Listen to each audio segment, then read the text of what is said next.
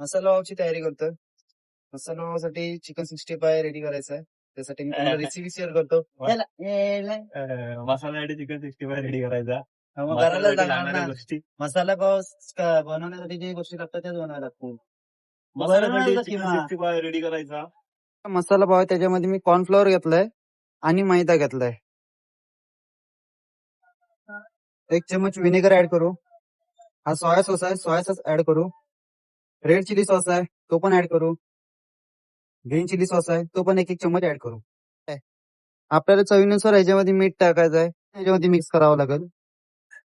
आपल्या मसाला पावमध्ये आपण हे मसाले टाकू. तुम्हाला मसाले मी सांगतो. अर्धा चम्मच तिखट, अर्धा चम्मच चिकन मसाला, अर्धा चम्मच गरम मसाला, अर्धा चम्मच कांदा लसूण चटणी, अर्धा चम्मच बेडगी तिखट. हळद ऑप्शनल आहे तरी पण नका टाकू, मी टाकली थोडीशी. आणि थोडंसं अजून करून घ्यायचंय. तर मी कंट्रोल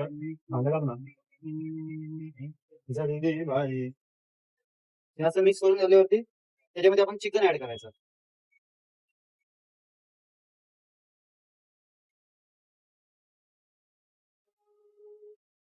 असा प्रकारे आपला चांगला मिक्स झालेला आहे. त्याच्यामध्ये आपण चिकन ऍड करू.